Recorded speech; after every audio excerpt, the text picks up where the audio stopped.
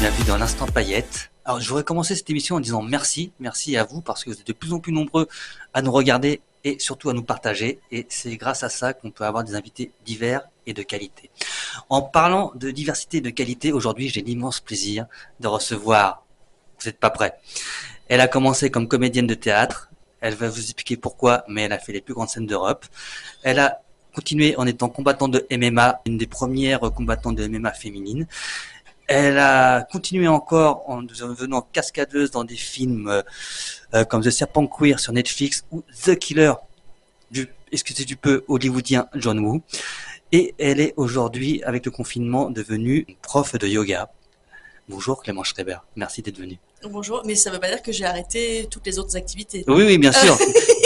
je précise. C'est très bien de préciser. Mais comment tu as commencé d'ailleurs? Toi, tu viens d'Alsace, si j'ai bien compris. Absolument. Et tu es arrivée sur Paris pour être comédienne? Oui. Tu peux nous raconter? Alors, d'abord, j'ai fait des études traditionnelles. Donc, j'ai fait Hippocampine, c'est lettres supérieures. J'étais un petit peu bonne élève. Mais profondément, ça m'emmerdait, en fait. Enfin, j'ai été contente d'apprendre toutes ces choses, mais bon, moi, je voulais être comédienne depuis que je suis toute petite. Mais dans ma famille, ça se faisait pas. Après, j'ai commencé une licence d'histoire que j'ai arrêtée. Et là, je me suis dit, faut que j'aille à Paris faire du théâtre. Et je suis allée à Paris, j'ai fait une école de théâtre et après j'ai tout de suite travaillé et voilà. Comment ça s'est passé d'ailleurs pour le travail? En fait, j'avais fait des stages avec une compagnie qui s'appelle le Théâtre de la Mezzanine, qui est une compagnie subventionnée qui est dans le 77, dans Seine-et-Marne. À l'issue du deuxième stage, le metteur en scène m'a dit « mais je veux travailler avec toi ».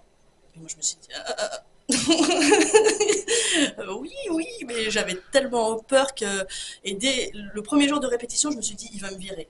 Il m'a pas viré. Le deuxième jour de répétition, je me suis dit, il va me virer. Et comme ça, tous les jours, et on a travaillé ensemble pendant 15 ans. Waouh.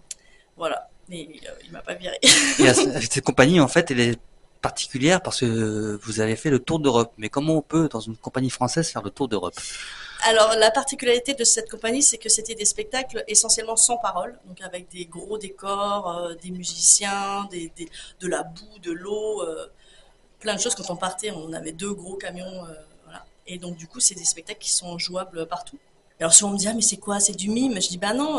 Par exemple, un film d'action, il y a très peu de paroles dans un film d'action. Et pour moi, c'était un peu du théâtre d'action poétique, quoi. Ça emmenait dans des univers assez poétiques, violents aussi souvent. Et il y avait beaucoup d'action. J'étais couverte de bleu à le premier spectacle que j'ai fait avec eux, ça s'appelait Nous sommes tous des papous. Et j'avais les jambes couvertes de bleu. Et quand vous tourniez, vous faisiez des représentations combien de jours par ville à peu près? Ça, c'était très, très variable. Je ne saurais pas te dire. Quand on était sur place, on restait en général une semaine.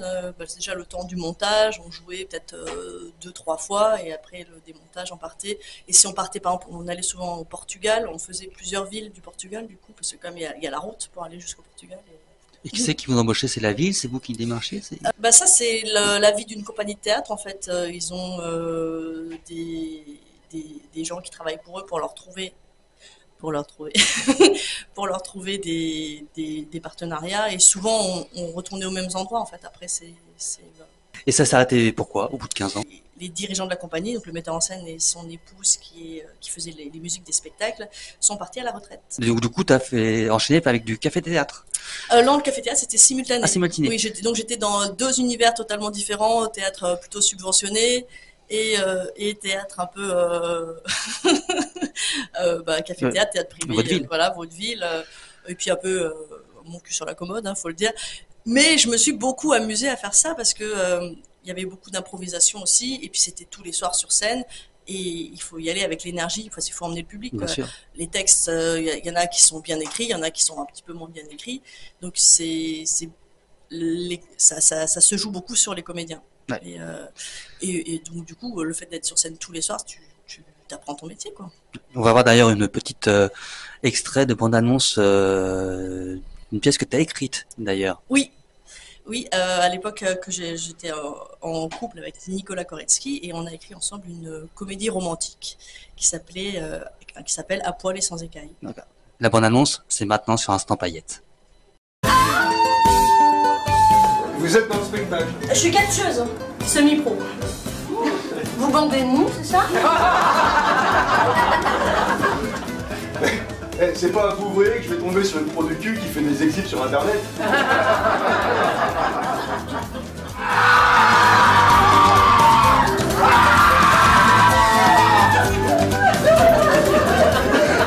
Tu sais qu'Alessandra Madonna. Non mais Virginie, mais je t'aime. Va te faire foutre avec tes je t'aime. Pourquoi tu t'arrêtes juste au moment où il va quitter sa femme? T'as changé d'avis?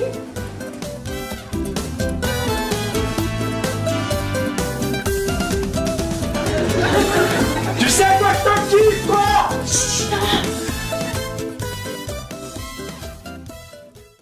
Et parallèlement, tu es devenu combattante de MMA. Oui. Mais sur le tard, comme tu dis toi-même. Absolument, sur le tard. Comment ça s'est passé?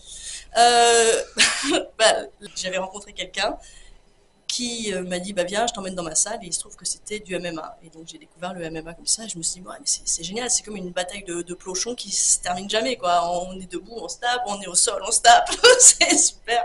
Avant j'avais fait un peu de boxe française, et en boxe française il y a quand même des règles un peu contraignantes, et là je me suis dit ah ben on peut tout faire. Enfin on peut tout faire, on met pas les doigts dans les yeux, mais en tout cas le combat ne s'arrête pas parce qu'on est par terre. Ça, je trouve ça très, enfin, ça me faisait, je trouve ça très drôle en fait. Ce qui est drôle aussi, c'est que au bout de 6 mois, je crois, t'as fait les championnats du monde amateur. Au bout de 9 mois d'entraînement, oui. Bah, tiens, tu veux faire les championnats du monde à Belgrade. Et je dis non, là, si. Et ça a été ma première expérience de compétition, et évidemment j'ai perdu, mais du coup j'ai attrapé le virus. Et surtout, les autres aussi t'ont attrapé puisqu'ils t'ont proposé des combats professionnels derrière. Oui, assez rapidement, j'ai fait mon premier combat professionnel dans ma fonction. Techniquement, je n'avais clairement pas le bagage, mais j'avais le cœur, et donc ça marche aussi. T'as fait ça pendant combien de temps? Pendant 8 ans à peu près, j'ai fait ça. Et t'as même fait des combats en tête d'affiche? Oui, comme j'étais quelqu'un qui allait au fond, si on peut dire, enfin, donc j'avais pas peur de me prendre des coups pour en donner, bah du coup ça fait des spectacles. C'est révélateur, ça fait des combats qui sont intéressants pour le public et pour les organisateurs, et donc ça m'est arrivé d'être main event. Voilà. Et trop cool. Et qui c'est qui te proposait les combats? Il y avait un agent qui me démarchait, un manager. Et lui, il prend son pourcentage. Ouais, bien sûr. Ouais. Et t'arrivais à vivre de... Mais pas du tout. Alors à l'époque où moi je combattais, ça n'a rien à voir avec maintenant. Les primes, déjà à côté une femme, puis non, pas du tout. Ça me faisait de l'argent de poche. Et t'arrivais à trouver des combats, parce qu'à l'époque, il n'y avait pas beaucoup de combattantes féminines de MMA. Non, il n'y en avait pas beaucoup. Je combattais pas beaucoup. Si j'avais 2 combats dans l'année ou 3 maximum, c'était déjà génial. Donc c'était pas, j'allais pas combattre tous les mois ou toutes les semaines. Non, c'était pas ça. Mais cette expérience de combattante, ça t'a aussi amené du coup à la cascade, parce que c'est sur le film Second Tour où tu jouais comme comédienne, c'est ça, avec Dupontel, Oui. que tu as rencontré des gens intéressants. Est-ce que tu peux nous en parler? En fait, Albert Dupontel, pour son film Second Tour, il cherchait des filles qui envoient, parce qu'il s'agissait de faire des anciennes agents du Mossad. Et donc il est allé chercher dans les gens qui faisaient du MMA, et donc c'est comme ça que j'ai rencontré Albert Dupontel, et qu'il m'a donné ce rôle qui nécessitait d'être capable de faire des scènes de combat. Et donc du coup sur le tournage du Second Tour, les scènes de combat étaient chorégraphiées par des cascadeurs, et j'ai rencontré une équipe de cascadeurs qui sont Mad Stunt, et depuis je m'entraîne avec eux. Du coup grâce à ça tu as travaillé comme cascadeuse sur Serpent Queen. The Serpent Queen, ouais. The Serpent Queen, c'est Catherine de Médicis. Catherine de Médicis. Oui, j'ai fait une semaine sur cette série, c'était super, avec un régleur qui s'appelle Philippe Guégan, qui est un grand régleur de cascade. Donc c'était génial, parce que du coup c'était avec les costumes. Moi je faisais une protestante qui se fait massacrer, donc je me suis fait massacrer pendant une semaine. Trop marrant. Et t'as travaillé sur The Killer quand même. Et The Killer, oui, John Woo, quand même. C'était mon premier contrat vraiment où il y a écrit cascadeuse. Et bon, je me considère pas comme je suis comédienne d'action, mais je vais pas. Je peux faire des scènes de combat, mais je vais pas sauter du 30e étage. Voilà, je laisse leur métier à ceux qui le maîtrisent, mais j'ai eu la chance de travailler avec John Woo. Ça pète quand même. Pour son premier contrat. Ouais. Non, ça... C'est Killer, ça calme tout le monde. Non, c'était hyper intéressant de voir tous les gens travailler et tout ça. T'es arrivé le Covid et le confinement, et comme tu n'avais plus Bah forcément, au niveau du Covid, c'était compliqué de trouver travail. du travail dans les théâtres qui étaient fermés, parce que tu faisais du yoga depuis des années, et donc tu es devenu prof de yoga. Oui, C'est ça. du coup, j'ai fait une formation pour être prof de yoga et j'ai beaucoup de plaisir à transmettre le yoga. Et j'organise une retraite de yoga dans le Sahara, Ah, au Maroc. tu peux nous en parler un petit peu? Oui, alors ce sera du 28 février au 6 mars et c'est une retraite trek, une retrek. Le premier jour, on arrive, on dort dans un riad à Marrakech et après, hop, on part dans le désert et pendant 4 jours, c'est bivouac dans le désert. Soit sous tente, soit à la belle étoile. On marche 3 heures, 4 heures par jour. Les dromadaires portent les bagages. Et puis, moi, je propose une séance de yoga le matin et le soir. Et après, c'est la vie au rythme des nomades, la découverte du désert et de tout ça. Enfin, moi, ça m'enchante beaucoup. Donc, venez vous enchanter avec moi. Alors, la retraite, c'est du 28 février au 6 mars. Oui, et c'est avec Étoile du désert. Il y aura le lien en description, voilà. de toute façon, pour que vous puissiez aller voir. Et alors, il n'y a pas beaucoup de place, il reste pas beaucoup de place pour cette session du 28 février, mais je crois que tu vas en faire d'autres. Oui, il y en aura d'autres. Et puis, j'ai aussi une collaboration qui s'annonce aussi à Marrakech avec la Villa Safran, qui est une villa qui organise des retraites de yoga. Et donc, je vais aussi participer aux retraites en tant que prof de yoga. Donc voilà. Pour ceux que ça intéresse, restez connectés et ne vous inquiétez pas, si les places sont finies le 28 février, vous aurez d'autres opportunités derrière. Alors vous savez maintenant, dans l'Instant Paillette, il n'y a pas que des interviews classiques, oui. Il y a aussi des concours d'anecdotes. T'as préparé tes anecdotes? Oui, oui, je me suis dit, qu'est-ce que je vais te raconter? Tu veux commencer ou je commence? Bah vas-y, allez. Alors c'est parti pour le round 1. Puisque on parle de cascadeur, je te racontais une histoire. Moi, j'ai passé le permis accompagné à 16 ans. À l'époque, j'habitais dans le sud de la France et mon coach, je sais pas comment on dit, le directeur de l'auto-école, moniteur d'auto-école, très très bien, nous a amené dans une espèce de centre de formation qui simulait des accidents pour pouvoir répondre en temps réel. Alors, sincèrement, je ne me rappelle plus de rien, sauf de ceci. Et vous allez comprendre pourquoi. Ils avaient fait une fausse route avec au milieu une plateforme cylindrique qui tournait. Et quand tu passais dessus, ça faisait comme si tu avais un pneu qui creve. Donc, il fallait apprendre à pas faire de tête à queue avec le pneu qui crève. Il faut savoir que quand tu passes sur la plateforme, ça multiplie la vitesse par 3. Donc, quand tu passes à 30 km/h, c'est comme si tu passais à 90 km/h avec le pneu qui crève. Moi, j'étais avec une copine qui était aussi folle que moi. Donc, moi, j'avais 16 ans. Elle 18 ou 19. Je suis à la voiture et je commence à accélérer. La radio, les moniteurs, ils étaient à l'extérieur avec une radio. Ils me disaient, mais vous êtes fous, freinez. Et on passe à plus de 70 km/h sur la plateforme. Donc, comme si on était à plus de 200 km/h. La voiture qui fait des têtes à queue, elle a pas fait de tonneau, je sais pas comment. Nous, on était pétés de rire. Les moniteurs beaucoup moins. Et c'est à cause de moi la dernière fois qu'ils ont accepté des mineurs dans ce centre de formation. D'après toi, est-ce que c'est vrai ou à cause de toi que quoi? Ils ont plus accepté de mineurs après dans le centre de formation derrière à cause de moi qui ai fait le fou. D'après toi, est-ce que c'est vrai ou est-ce que c'est l'instant mytho? Instant mytho. Instant mytho? Ouais. Et bah cette anecdote est totalement vraie.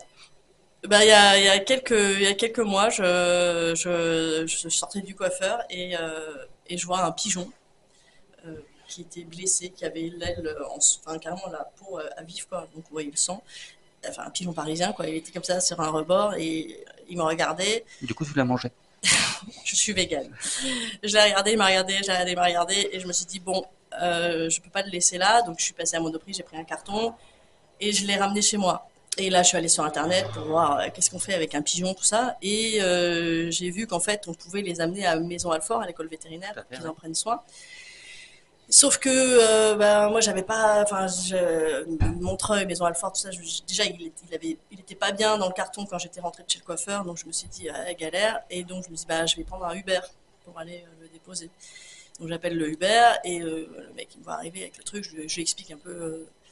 Pourquoi je veux aller à la maison. Et il me dit, mais attendez, si vous voulez, moi je vous le dépose le pigeon, comme ça, parce que sinon le retour, je me tape le...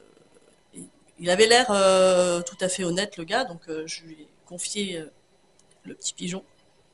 Et après, j'ai appelé... donc j'ai payé quand même un Uber à 54 € pour aller à Maison Alfort, pour un pigeon. Et après, j'ai appelé l'école vétérinaire qui m'ont dit que, ben, comme le pigeon avait l'aile trop abîmée, ils l'ont euthanasié, quoi. Donc, En tout cas, t'as le chauffeur Uber qui a vraiment été à Maison Alpha avec le pigeon. oui. Ouais, non, mais il était, bah, en fait, Non, c'est c'était très bien, pour c'est m'éviter très, mais c'est de. très gentil et C'est c'est très très honnête. gentil, Il aurait c'est pu très- prendre l'argent et puis déposer le pigeon dans la poubelle du coin et Non, non, mais on avait un peu discuté, donc D'accord. j'avais senti quand même que c'était quelqu'un qui avait de l'empathie pour les animaux, donc il connaissait déjà l'école vétérinaire, tout ça. Mais bon, je me suis dit, voilà, j'ai payé 54 € pour emmener un pigeon se faire piquer. Et voilà. Et j'ai culpabilisé aussi parce que j'étais pas avec lui. Enfin bref, ça, c'est une histoire qui me travaille un petit peu. Mais je Et, pense que c'est vrai. voilà. Bah, je pense Bah que non. C'était l'instant mytho. Pardon, j'ai ri trop fort peut-être. tu vas bien. Eh ben, tu m'as bien eu. Très bien. Puisqu'on a affaire à une cascadeuse et une anecdote de cascade. Je suis arrivé à Paris pour faire une école de comédien. Une école de cinéma, le CLCF, pour être réalisateur. Là, on est avec une équipe et il y a un pote qui monte un court-métrage. Et dans ce court-métrage, il y a une scène d'action. Il veut faire une course-poursuite de voiture. Là, le cadreur, en fait, pour la course-poursuite, le plan fallait être sur le capot. Le cadreur, il était plus du tout chaud pour le faire. Qui c'est qui est chaud pour le faire pour ce genre de conneries? C'est moi. Du coup, le mec, il avait un pote garagiste qui a enlevé le pare-brise. Il avait mis une espèce de ventouse avec des poignées, avec des sangles. Et pourquoi il avait enlevé le pare-brise? Parce que comme ça, j'avais les jambes à l'intérieur et il y avait un mec sur le siège qui me tenait les jambes et un autre derrière qui me tenait les pieds. Et donc, on commence à faire la scène d'action avec les sangles. Pas dans Paris. On voulait au début, on s'est dit non, là, on va se faire choper par les flics. Au bout d'une demi-heure, c'est pas possible. On a été dans la rue et on a fait la scène d'action où je suis allongé sur le capot, tenu par des sangles, une poignée, des mecs derrière, en train de filmer une scène d'action pour un petit court-métrage que je n'ai jamais vu d'ailleurs. D'après toi, est-ce que c'est vrai ou est-ce que c'est totalement mytho? Tu peux poser des questions. Mais du coup, c'était la voiture de qui? C'est la voiture de mon pote. Il avait une vieille Renault 5 de mémoire. Son pote garagiste qui a enlevé le pare-brise et qui l'a remis après, évidemment, comme si tu changeais un pare-brise. Sauf que pendant 3 heures, il n'y a pas de pare-brise. Ok. Mytho. Tu penses que c'est mytho? Ouais. En fait, tu penses toujours que je suis mytho. Et bah, cette histoire est totalement mytho. C'est vrai. Ça, c'est une histoire assez récente. Bah, je fais du massage aussi, hein, ça on l'a pas dit, mais je fais du massage. Et j'avais mis mes flyers de masseuse comme j'ai déménagé à Montreuil il y a un peu plus d'1 an, j'étais allée un peu dans les cafés pour mettre mes flyers pour avoir de la clientèle. Et je masse ou chez moi ou chez les gens, comme ils préfèrent. Après, chez moi j'ai un chat, donc quand t'es allergique au chat, tu viens pas chez moi. Et j'en reçois un appel d'un monsieur qui me dit qu'il a vu mon flyer dans tel café, qui voulait savoir si c'est possible de prendre un soin, tout ça. Je dis oui. Et il me dit qu'il préfère que ce soit chez lui, tout ça. Bon, très bien. Donc j'arrive. Moi, je masse au sol, donc je déroule mon matelas. Et après, je dis bah je vais aller me changer dans la salle de bain parce que je me mets en tenue. Je lui dis vous pouvez vous. Tenue de masseuse. Comment? T'as une tenue de masseuse particulière? Bah oui, pour l'hygiène. Je ne viens pas avec mes habits de dehors, donc j'ai mon pantalon de masseuse, mon t-shirt de masseuse. Et puis après, je suis pleine d'huile, donc pareil, je me rechange. D'accord. Parce que je masse avec de l'huile et de la poudre. Et donc je dis au monsieur qu'il peut se mettre donc en caleçon sur le ventre, sur le matelas. Moi je me change dans la salle de bain et quand je reviens dans le salon, le monsieur est sur le dos et il n'a pas de caleçon. Tout nu. Voilà. Il a cru que c'était le massage thaïlandais. Bah thaïlandais c'est pas comme ça. Hein, thaïlandais, non mais en fait il y a plein de centres dans Paris de massage qui sont pas vraiment des centres de massage où voilà. Tu peux aller plus loin si voilà. Donc il y a des confusions. J'étais un peu désarçonné parce que c'est la première fois que j'ai affaire à ce genre de. Je fais du MMA. Et donc intérieurement je rigolais quand même un peu. Et je lui dis bon en fait c'est pas nécessaire de tout enlever parce que je vais pas masser cette zone. C'est pas ce genre de massage. S'il y a un malentendu, c'est pas grave, je le repars. Et il me dit ah non mais en fait ça m'aide pour me détendre. Je supporte pas les élastiques les machins. Je sens que le mec voilà Donc, je dis, bah, déjà, je supporte pas les élastiques. je dis bah mettez-vous sur le ventre déjà parce que je vais commencer par masser le dos donc au moins je voyais plus sa bite et pardon, voilà. Et je mets une petite serviette sur ses fesses et je le masse. Et après, il y a toute la partie où il doit être sur le dos quand même, parce que je masse aussi les jambes, le ventre. Là, je me suis dit, je vais abréger. Et quand je commence à lui masser le haut des cuisses, le ventre, tout ça, je vois qu'il commence à... Parce que j'avais mis une serviette sur sa... La serviette commençait à monter. Voilà, la serviette commençait à monter. Je me suis dit, oh, et j'avais envie de rire parce que ça faisait comme un petit fantôme qui... je me suis dit, oh. Et donc là, j'ai abrégé. La fin, j'ai quand même fait le massage du visage. Là, sur le massage du visage, la serviette est redescendue. Et bon, ben voilà, je me suis changée, j'ai repris, il m'a payé, je suis partie. Et j'ai un petit moment... Non, mais ça, j'y crois totalement, en fait. Bah non. Ça ne m'est jamais arrivé, je touche du bois. Si vous prenez un massage avec moi, gardez votre slip, s'il vous plaît. Je pense que c'est arrivé à plein de masseuses, à mon avis, mais je pense que c'est arrivé plein de fois à plein de masseuses. Et toi, t'as eu juste beaucoup de chance. Ouais, en fait, c'est surtout que je marche par le bouche à oreille, donc en général, les gens que je masse connaissent quelqu'un que je connais, donc ils vont pas se permettre ce genre de choses. En tout cas, il y a 3-1, je me fais laminer. 3-1 déjà? 3-1, oui, tout à fait. Ah. Tout à fait. Dernière anecdote. Est-ce que tu connais Kronsak, toi qui es combattante? Kronsak. Kronsak, c'est un combattant thaïlandais qui a été champion du monde pendant 10 ans de Thaïlande, invaincu en Thaïlande, il a fait et invaincu en Europe, pardon. Ça va aller très vite. J'ai fait de la boxe thaï et mon prof, ça a été un champion du monde de Thaïlande, une des légendes du combat, c'était Kronsak. Est-ce que c'est vrai ou est-ce que c'est mytho? C'est vrai. Tu penses que un champion du monde va donner un cours Il peut venir pour un séminaire. Alors, de toute façon, j'ai perdu parce que c'est vrai et je vais vous raconter l'histoire. Fun fact. En fait, un de mes potes de l'époque, c'était son oncle et lui donnait vraiment des cours, mais de façon régulière, toutes les semaines. Un cours à l'ancienne, tellement c'était à l'ancienne qu'il y en avait qui passaient même pas la phase d'échauffement. En fait, ils étaient déjà morts dans l'échauffement. Et pour la petite histoire, pas du tout à mon avantage, je n'ai fait qu'un cours de boxe thaï parce que le mec, en fait, dès le premier cours, alors à l'époque, j'étais anorexique, donc je pesais 45 kilos, et il m'a mis face à un mec qui faisait, moi je fais 1m75, il fait un mec qui faisait 1m90 ou 92, qui faisait 90 kilos, et qui avait 7 ou 8 ans de boxe thaï derrière lui. Et donc, forcément, au niveau de la longe, j'arrive pas, et mon expérience, c'était mon premier cours de ma vie, je n'arrivais pas à l'annoncer, et à un moment, je me suis dit, tiens, mais les low kicks, j'arrive bien. Donc, je commence à mettre des low kicks. Sauf que un mec de 45 kilos qui fait des low kicks, un mec de 90, c'est comme si tu tapais contre un mur. Donc, à un moment, j'ai tapé un peu trop fort, c'est moi qui suis tombé, et je me suis pété le poignet, et voilà, ça se voit d'ailleurs. Je peux plus tourner le poignet du tout. Aïe, aïe. Donc voilà, c'était mon expérience de boxe thaï avec un mec qui s'appelle Kronsak, qui s'était fait connaître parce qu'il tapait dans les parcs-mètres. Si je trouve la vidéo, non, c'est vrai, il tapait dans les parcs-mètres et le parc-mètre il bougeait comme ça. Si je trouve les vidéos, je vous les mettrai en insert. Okay. Pour la forme, 4-1, c'est une humiliation totale. Mais pour la forme, on va raconter ton histoire. Ma dernière anecdote? Ta dernière anecdote, quand même. Ah bah oui, comment j'ai su que je voulais être vraiment comédienne? C'est comme tu sais que j'ai grandi en Alsace. Oui. Donc, je pense que tu parles pas dans le micro. Ah pardon. C'est pour ça que tu me regardes avec cet air. Non, du tout. Donc dans un village en Alsace, dans le vignoble. Et là-bas, tous les étés, en fait, il y avait une espèce de spectacle itinérant pour les touristes, genre il était une fois Kinsheim. Le village s'appelle Kinsheim. Et les comédiens, c'était surtout des comédiens amateurs du village. Et la caractéristique, c'était que c'était en alsacien. Donc moi, je parlais pas alsacien, donc je pouvais pas jouer dans le spectacle. Mais bon, voilà, ça avait lieu tous les étés. Et ma meilleure amie de l'époque jouait dans le spectacle parce qu'elle parlait alsacien. Et puis un soir, on va à une fête du vin, parce que l'été, il y a des fêtes du vin dans tous les villages, donc c'est au niveau alcool, c'est assez violent. Les gens picolent et finissent par vomir dans les villes. Moi, je bois pas trop, donc je prends un verre de vin. T'avais quel âge? J'étais majeure, mais tout juste. Je devais avoir 19 ou 18 ans. Parce que j'étais étudiante, j'étais en prépa. D'accord. Donc voilà, c'était les vacances.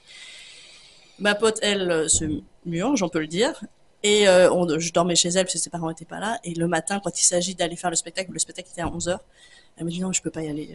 Je peux pas. Elle me dit mais vas-y toi. Je dis mais non. Et elle insiste et je la voyais qui était vraiment mal. Du coup, j'y vais, mais je ne parle pas alsacien. Et je me retrouve à faire une scénette et je fais du gromelot. Du coup, ce truc, je sais pas si tu connais le gromelot, c'est un langage imaginaire. C'est, les comédiens connaissent, c'est genre, tu vois, des trucs comme ça. Sauf que j'essaye de le faire avec une intonation alsacienne. Donc le comédien amateur en face de moi était au courant, hein, donc moi je connaissais un peu la scène, je savais que c'était une petite scène de ménage. Donc on fait le truc. Les touristes, bon. Ceux qui parlaient pas alsacien, je pense qu'ils y ont vu que du feu. Je sais pas s'il y avait des gens qui parlaient alsacien. Mais en tout cas, moi, je me suis dit, ouais, je m'éclate, c'est ça que je veux faire. Bon, on s'est fait un petit peu engueuler quand même après par l'encadrement, tout ça. Mais ça a été ma première vraie expérience. C'était du bluff, quoi. Tu vois, je me dis, tu vas pas faire 3 mythos quand même dans cette anecdote. En même temps, ton histoire, j'ai du mal à y croire. Parce que pour être à l'aise à faire du gromelot alors que t'as jamais fait de cours de comédie. Mais c'était des toutes petites scènes, hein. La scène Oui, elle mais durait quand même. même pas 5 minutes. Mais Je sens que je vais me faire avoir encore. Je sens que non, je vais me mais, faire. je veux pas te... Je sens que je vais me faire avoir parce que ton histoire, mais j'y crois pas une seconde. Et Bah, pourtant, peut-être que t'as raison. je me dis, tu vas pas même me faire 3 mythos sur 3. C'est pas possible. Mais j'y crois pas, alors je n'y crois pas, c'est du mytho. C'est du mytho. Ah, j'aurais quand même Bravo. 2 points. C'est du mytho total. Bon, bah j'ai perdu, hein, 4-2. L'histoire est faite. Alors toi, tu m'as proposé un gage. Oui. Tu vas me chanter une chanson en gromelot et si possible en gromelot alsacien. Je sais même pas ce que ça donne l'alsacien. Bah, dis-toi que c'est un peu comme de l'allemand, Ah. du gromelot allemand. Je sens que ma carrière de chanteur va s'arrêter avant d'avoir vraiment commencé. Après, si tu préfères faire du gromelot provençal, tu peux, hein, tu viens de prendre. Je parle pas provençal non plus du tout. Mais tu sais que j'avais mon arrière-grand-mère qui parlait provençal, mais pas français. Bah ouais. oui, c'était à Bah l'époque oui, à où l'époque, l'école n'était pas obligatoire et donc elle savait ni lire ni écrire et elle parlait pas français, mais elle parlait provençal. Ce qui était très pratique dans la vie de tous les jours. Ok. Tu vas essayer de deviner. Ah, faut que je devine. Ah bah écoute, Oh là là. quitte à être ridicule, autant qu'on soit deux. Ich bin alle Kind, alle Finger, alle Light. Ich bin alle Winter gesingt, alle Wand, alle Federle min. I don't live and see in the random fight. I don't get on the scene in the mig and the sack. I read on patient. I went to listen. I went to limit. The middle side, I live and meet you. I gone to see the light, don't be the little side. Oh, to miss you. Gonna see it. And the shock gonna be. Mais oui, je le connais cette chanson, mais là, avec le gromelot, je suis perdue. Je suis sur le bout de la langue et ça m'énerve. Eh ben, si vous l'avez, dites-le en commentaire. En tout cas, merci beaucoup d'être venu aujourd'hui, Clémence. Merci à C'était toi. l'instant paillette. Et nous, on se retrouve très très vite la semaine prochaine. N'hésitez pas à liker, commenter, partager. C'est comme ça qu'on peut continuer à faire des émissions de qualité. Et je vous dis à la semaine prochaine.